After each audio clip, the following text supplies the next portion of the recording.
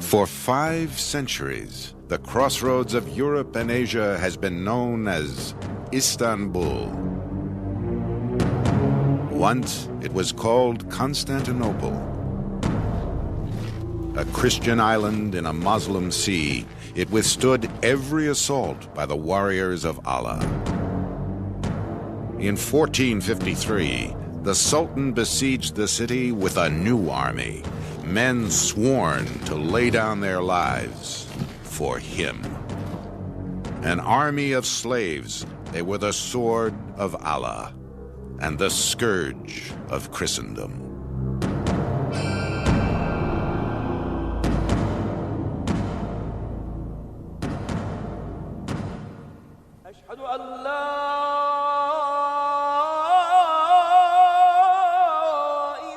In the 15th century, Christian Europe stared into the face of unholy terror.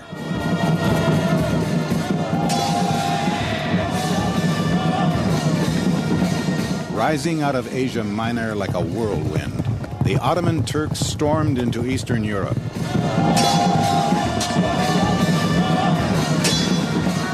City after city fell. Christians trembled, and the Pope called for a new crusade against the heretics of Islam.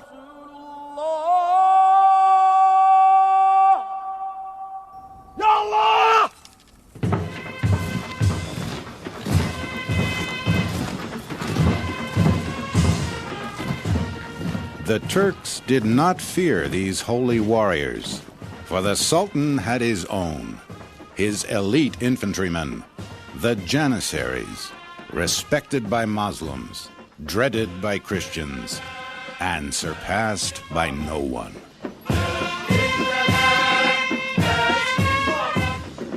Bukri Haydar was a Janissary, a slave, the personal property of the Sultan. Islamic law forbade enslaving Muslims, but not infidels. A 14th century sultan spared the lives of Christian soldiers taken as prisoners of war in return for their unswerving loyalty. Legend has it that a holy man dubbed them Janissary, the new troop, destined to spread terror wherever they went. These were the first Janissaries.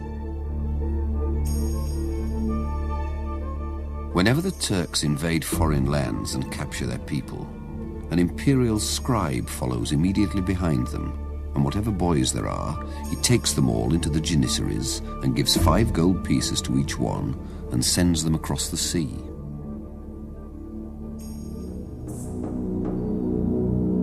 The Ottoman Empire was soon growing faster than its army. In 1438, the Sultan levied a tax on every Christian family under his rule. The payment, one of their sons.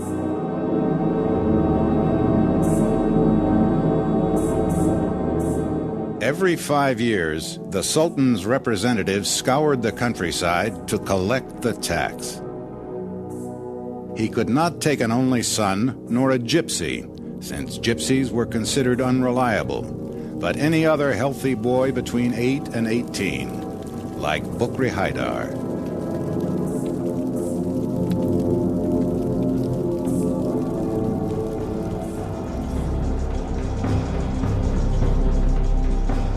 From their Balkan villages, 2,000 recruits were marched hundreds of miles to the Sultan's court. At the Ottoman capital, Edirne, Bukri Haydar was rigorously tested in mind and body. How he fared would decide his service. The most gifted were sent to the Sultan's palace to be trained as his bodyguards. In time, many would lead his government and his army. The majority of slave boys were destined for the rank and file of the Janissary Corps. Bukri Haydar was first sent to the estate of a Turkish noble to work as a farmhand. There, he learned the Turkish language and faith, surrendering his Christian name for a Muslim one. 3 or 4 years later, he returned to Edirne to learn a trade: masonry, carpentry, or blacksmithing. The future leaders of the Janissary Corps had a stricter education. Supervised by the chief eunuch, the boys were kept at the Sultan's palace under lock and key.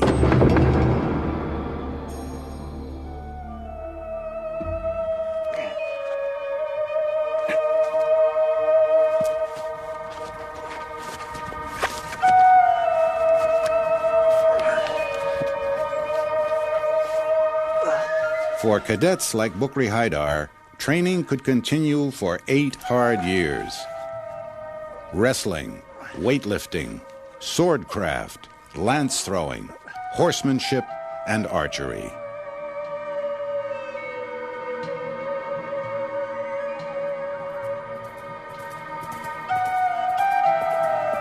They have the adroitness to shoot their arrows so very accurately that they hardly ever fail to hit man or horse.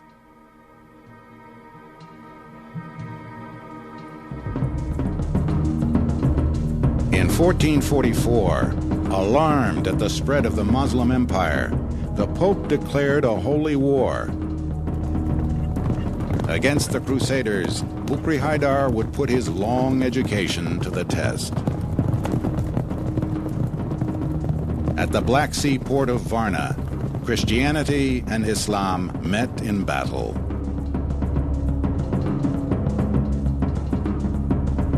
The Christian leader, the King of Hungary, formed his lines. On his right, mercenaries and French knights. On his left, soldiers led by Vlad II, the father of Count Dracula. Across the field, the Sultan likewise placed himself in the center, with his trusted Janissaries.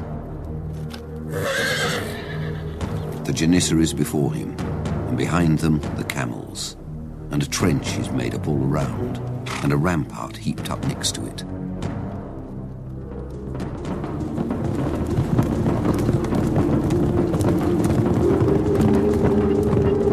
The Christians attacked. They charged the Turkish right so fiercely that the line broke. On their left, the Turks counterattacked just as hard.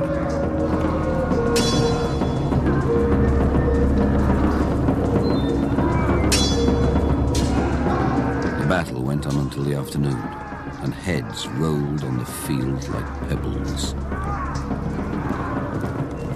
By evening, weakened and facing defeat, the Ottoman army took flight. Only the Janissaries remained. The Janissaries sought out a place at the foot of the mountains among some gorges and tall heather, so that the enemy could not notice that there was any trench before them. And leaving the first trenches, they pretended to take flight.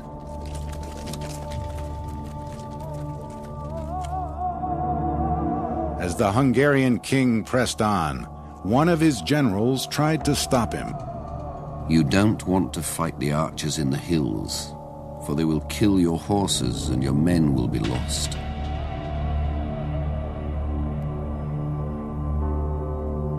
No 2 Janissaries carried the same weapons, save for the bow.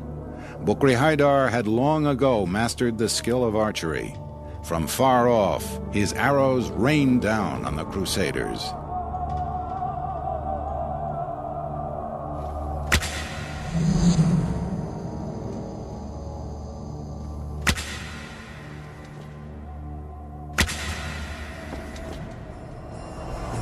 The king marched straight upon them, wanting to crush them swiftly.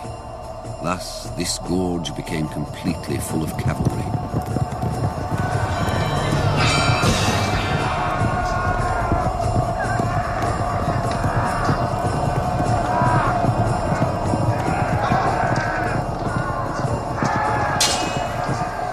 Then, leaping out, The Janissaries beat them and killed them as they wished.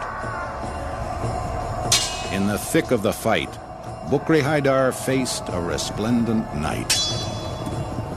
This Janissary, having noticed the fine armor and the feather and clasp on his helmet, cut off his head and brought it before the Sultan, and throwing it before him said, "Fortunate lord, here is the head of some famous enemy of yours."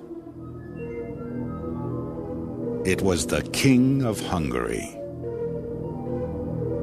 The Janissaries had routed the Christians, but the casualties were so terrible that the Sultan vowed, "May Allah never grant me another such victory."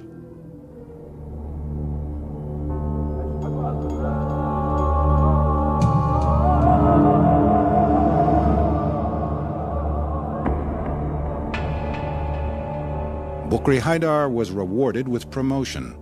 Returning to his barracks, however, he lived a monastic life. As a slave, he was forbidden to drink, gamble, or marry. All his time was spent training for war. Better prospects would come only by distinguishing himself before his master, the Sultan. They have their task in common. At night to lie near the Sultan and take the night watch silently. Rain or snow, winter or blizzard, each must remain in his place. Each night 50, and 100 when necessary.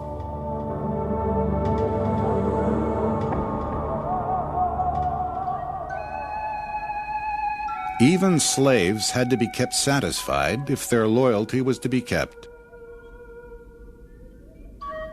Bukri Haydar received an allowance for weapons, a bonus whenever a new sultan took power, and his regular wages. Wages are paid by the imperial court every quarter year in full and without fail, and it also gives them clothing once a year. The Sultan's money was well spent. Fear preceded the Janissaries. Victory followed. Their very music, crashing cymbals and pounding drums, was dreaded. Unstoppable, they swept through the Balkans like a scythe. Bukri Haydar served under a corporal in a squad of 10, with its own pack horse, tent, and treasury. They are diligent and get up early in the morning. They are frugal when on the road and live on only a little food, a little badly baked bread and some raw meat. Their camps were well kept, their latrines well ordered, their ranks well disciplined. Cowardice, disobedience, and desertion were punished by death. Yet so devoted were the Janissaries to Allah and each other that it was said 10,000 of them could be led by a thread.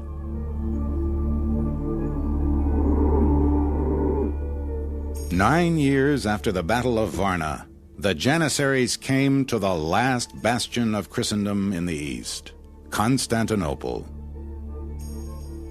Like his forefathers, the new Sultan, Mehmet II, had long eyed this prize. 30 years before, his father had tried to take the city and failed. Mehmet would prepare better.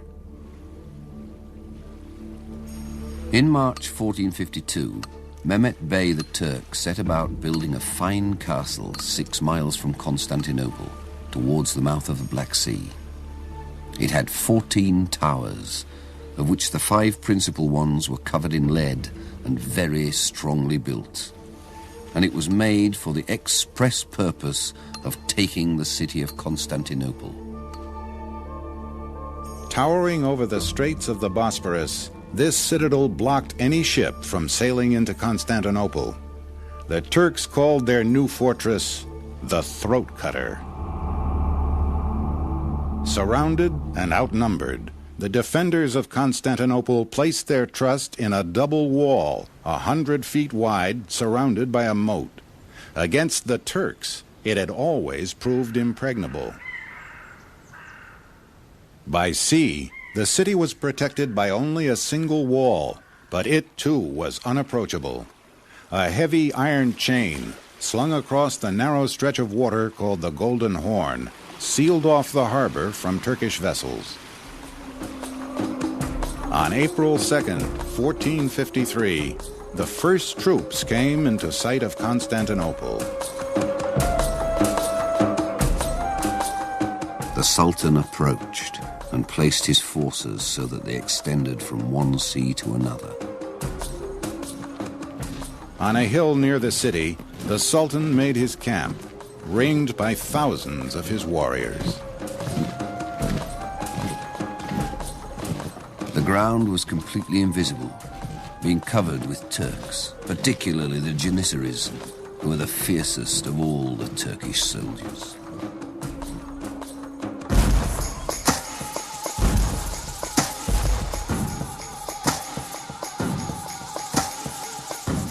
The Turks unleashed a thunderous bombardment.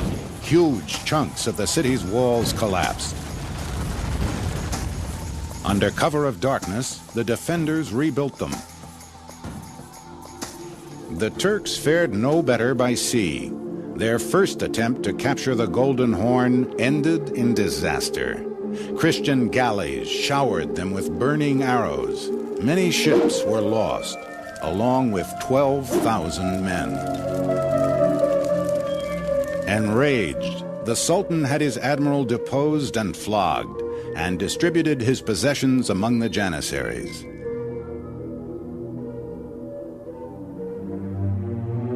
As dawn broke on April 22nd, the Christians in Constantinople witnessed an act of sorcery, boats sailing on land. Since Mehmet's ships could not get past the chain guarding the Golden Horn, they would go around it.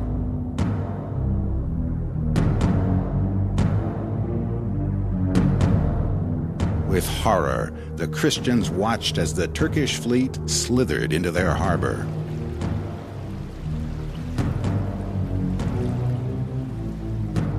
Bukri Haydar knew the great assault was coming. His spirits soared. Allah would make a special place in paradise for the first Muslim to set foot in Constantinople.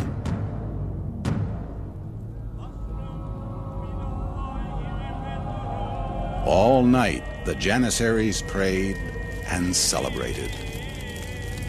1 hour after dark, the Turks began to light a terrifying number of fires, much greater than they had lit on the 2 previous nights.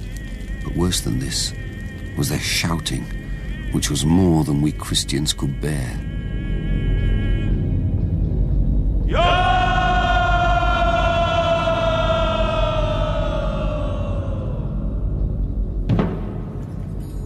At dawn, they heard a chilling sound. The Janissary musicians beating out the march of attack.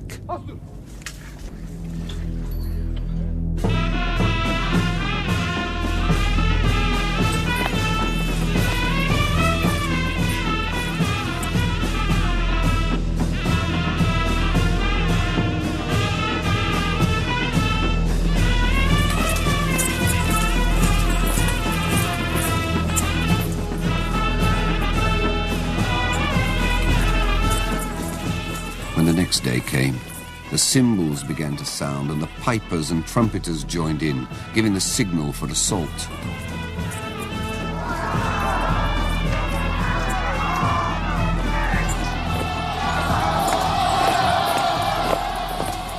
After several hours of desperate fighting, the first wave gave up, exhausted. The Sultan turned to his Janissaries. My Janissaries, my children, you have shown your bravery wherever I have campaigned. Now, it is through you that the city will be captured. All now hung on them. They advanced, not rushing like the others, but keeping their ranks in perfect order in the face of arrows and stones, unbroken, undaunted. The Sultan himself rode out with a great array of troops. He chose to fight in front of the breach in the walls with a contingent of brave young Janissaries, and there were more than 10,000 of them, fighting with the courage of lions. Vying for glory, the Janissaries hacked their way through the breach. Christians were pitted against the Christian-born, now fighting for Islam. The cry went up, "The city is taken."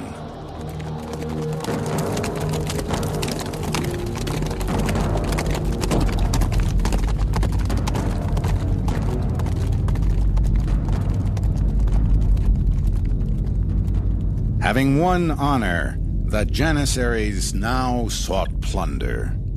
Decades later, the Turks would still refer to men who owned wealth above their station as one who took part in the siege of Constantinople.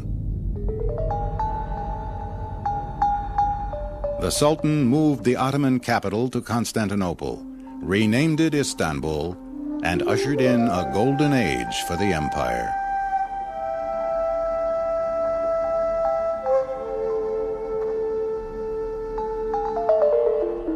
Mehmet built a magnificent palace called Topkapi. In its outer courtyards, the Janissaries trained. The empire grew ever larger, the demand for soldiers still greater. The Sultan needed more troops than the tax on Christian boys could supply. By 1600, Turkish citizens were recruited into the Janissary Corps. Soon, most were not converts like Bukri Haydar, but native Muslims. The esprit of the Sultan's slaves was broken, their loyalty corrupted. For the next 3 centuries, the Janissaries dominated not the battlefield, but the court, fabricating intrigues with the women of the harem and plotting to assassinate sultans. In 1826, when the reigning sultan tried to abolish the corps, the Janissaries revolted.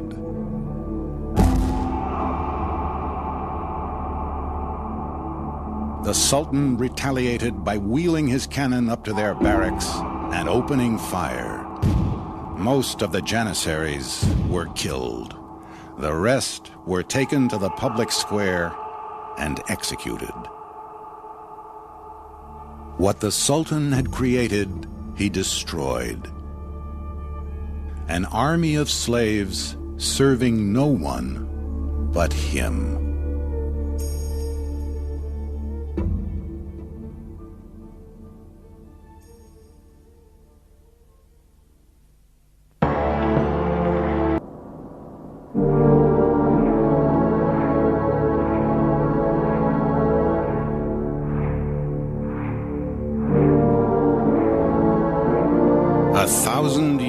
After Christ was crucified, the holiest site in Christendom was seized and defiled.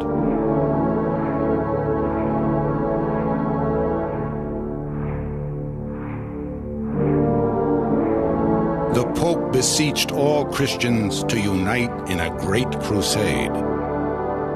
Go forward boldly as knights of Christ, hurrying swiftly to defend the church.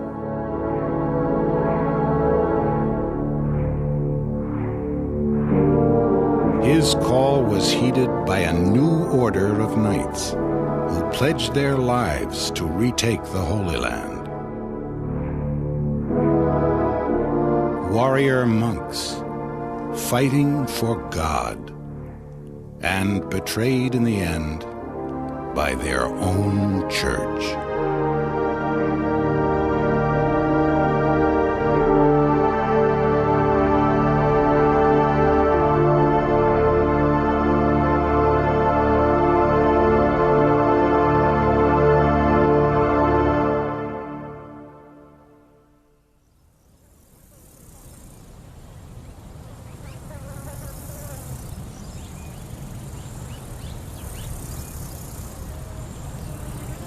In 1189, the Holy Land is a battleground. Two armies, Christian and Muslim, each fight with God on their side.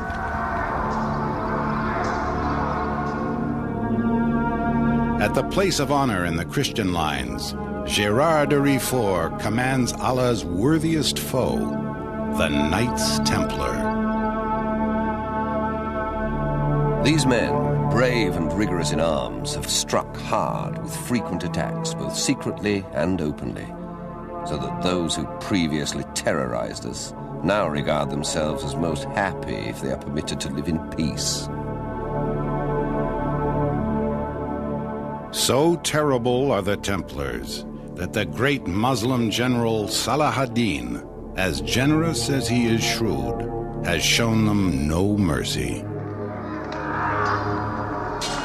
The fiery heart of the enemy, he calls the Templars.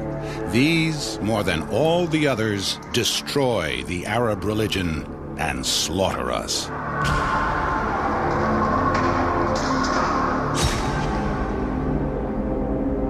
With fire in his heart, Gérard de Riefort prepares to lead his knights once more into battle. 70 years before, the Templars, this scourge of God, was only 8 men strong.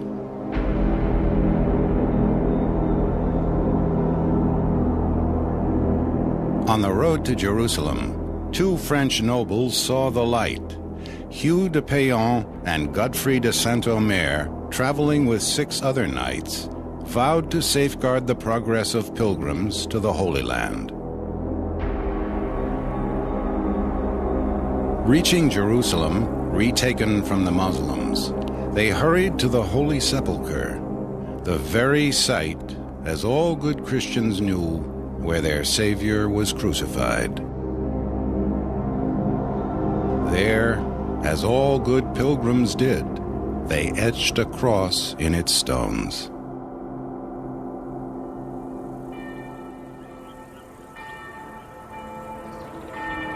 The Christian king of Jerusalem was so impressed by their piety that he granted them quarters in his own palace, itself built, it was said, on the site of the Temple of Solomon. The band of brothers came to be called the Poor Knights of the Temple of Solomon, the Templars.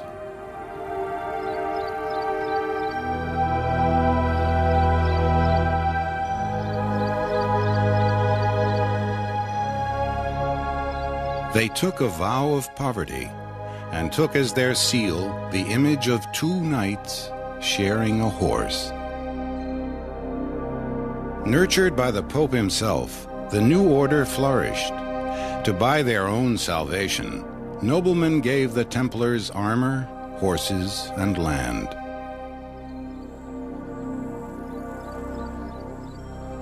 At bases throughout Europe, the knights enlarged their ranks and trained for battle.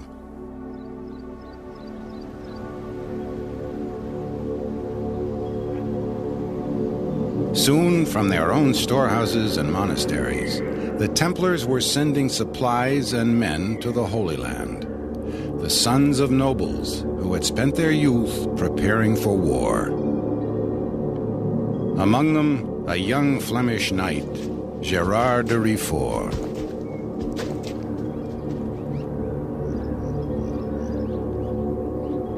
Gérard had gone to Jerusalem to claim his fortune, a rich bride.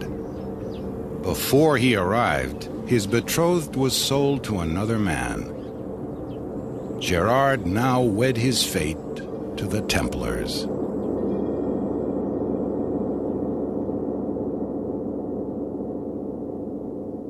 Other knights hired themselves out as freelances. Other knights defiled themselves with wealth, pillage, rape. As a Templar, Gérard donned the white tunic of poverty, humility, and chastity.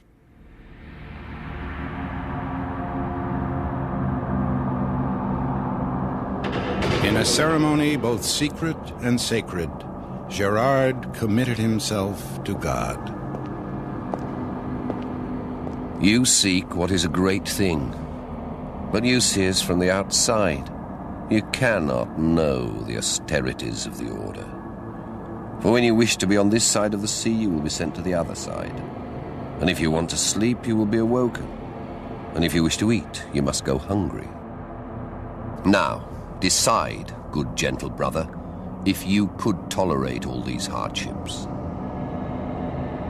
From this day, his life would be ruled by two books, the Holy Bible and the Templar Manual.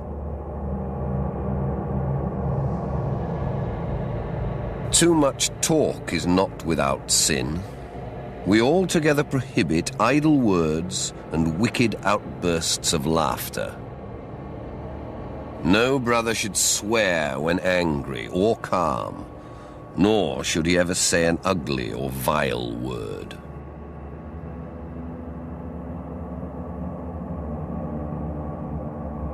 Unlike other knights, the Templars cut their hair short and grew beards. And unlike other knights, they vowed absolute chastity, a vow reinforced by their pledge never to bathe or to change their sheepskin drawers.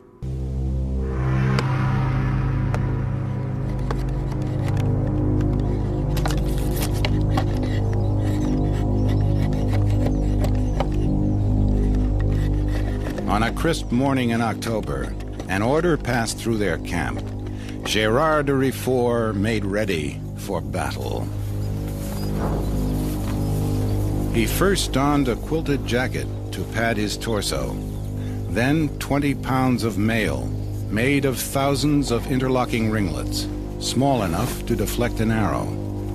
Over his armor, a surcoat to protect the metal from rain, sand, and the Mediterranean sun. Then a hood of mail to guard his neck.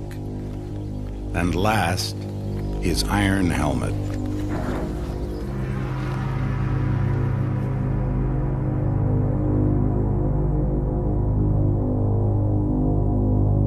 You could see there an incomprehensible number of armed men. There were so many shining coats of mail, so many glittering helmets, so many noble horses neighing, so many white mantles, so many knights of great probity and daring, so many banners that never had such a crowd appeared to be reckoned up.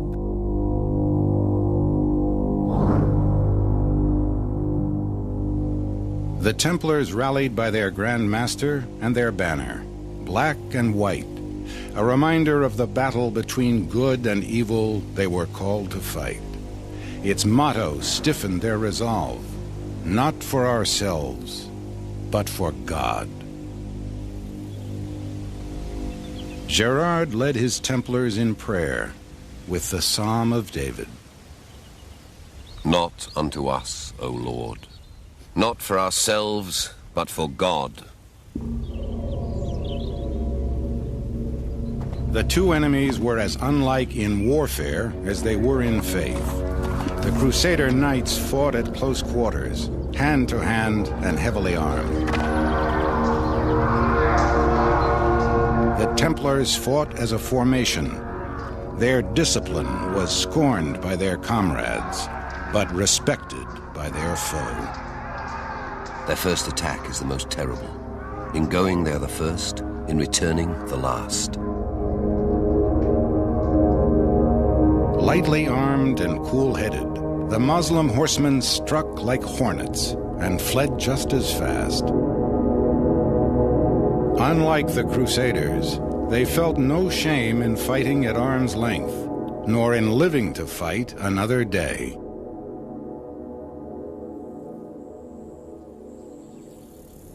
The Pope would hear how his knights fought that day. On the 4th of October, we joined battle. Altogether, we were 4,000 knights and 100,000 foot soldiers. However, our enemy Saladin had 100,000 knights. Nevertheless, we were armed with the sign of the Holy Cross. The Templars charged. They held their lances low to pierce Arab armor. Coming to blows, they lashed out with their swords. Those who fell to the ground fought on with sword or axe. Victory or death, or disgrace.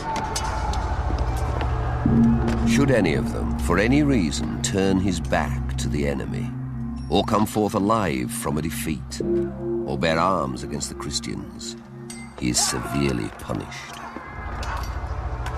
The white mantle with the red cross, which is the sign of his knighthood, is taken away, and he is cast from the society of his brethren, and eats his food on the floor for the space of a year.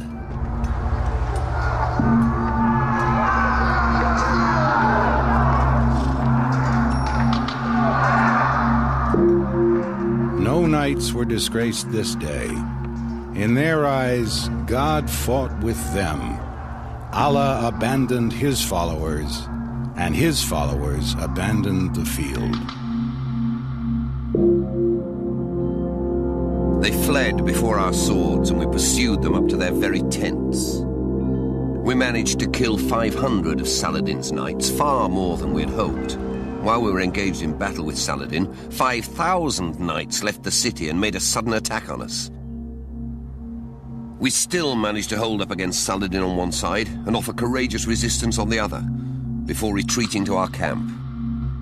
But for God, our men were killed on that day. Among them, their Grand Master, Gerard de Rifort.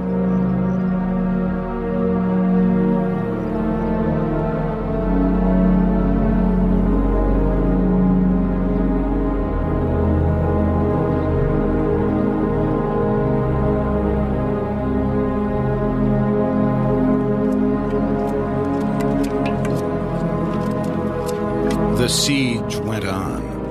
Among the Crusaders, food was scarce, disease rife.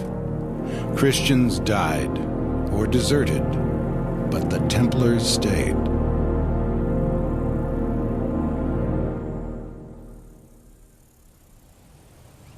It was beneath knights to do such menial work as breaking down walls.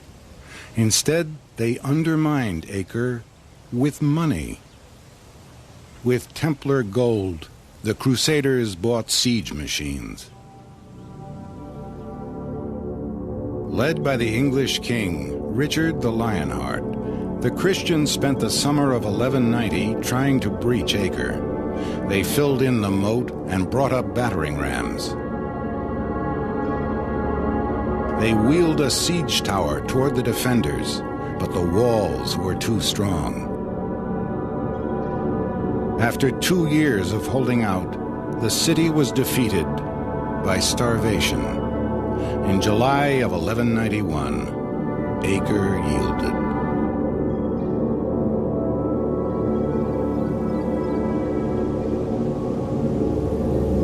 A month later, ignoring the Templars' advice, Richard pushed on to Jerusalem and was beaten.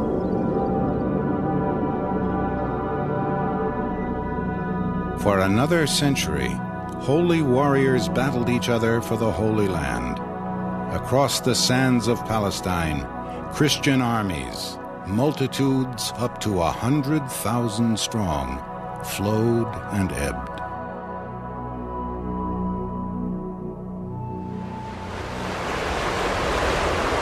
Between the tides of invasion, the Templars held fast in their fortresses.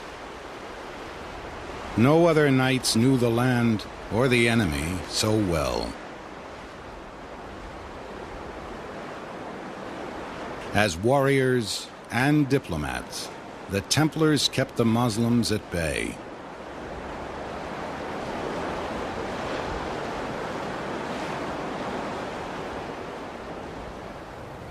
In 1291, 100 years after the fall of Acre, the Templars were again fighting for the city, from inside.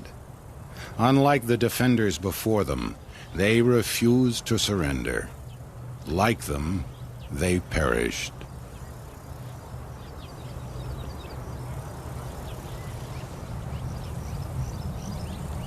The Templar code forbade the expense of burying a knight. Instead, his body should be thrown to the dogs. At Acre, the dogs ate well.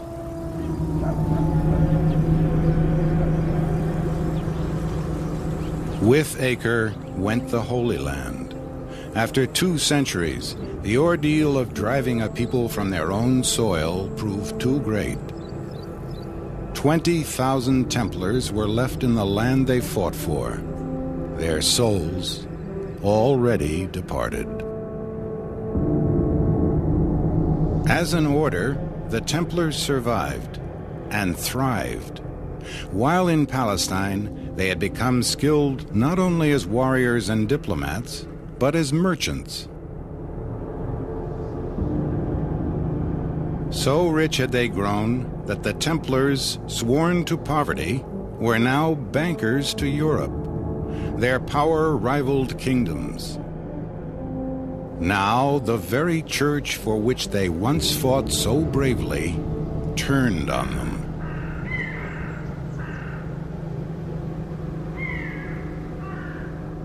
Philip IV, King of France, feared their power and coveted their wealth.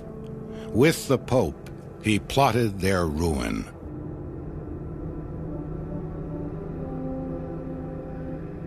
They're so outrageously proud that one can hardly look them in the face. Tell me why the Pope permits them to misuse the riches which are offered them in God's service. It is a pity, in my view, that we do not rid ourselves of them for good. In October of 1307, on the unfortunate morning of Friday the 13th, the Templars of France were rounded up. They were tortured until they confessed. Their crime, heresy. They were burned at the stake, and the proud order of the Templars went up in smoke. The Christian Church had once condemned war until Christian soldiers fought for God. From the ashes of the Templars, this ember would smolder. The idea of a holy war, a crusade, a time when God takes sides.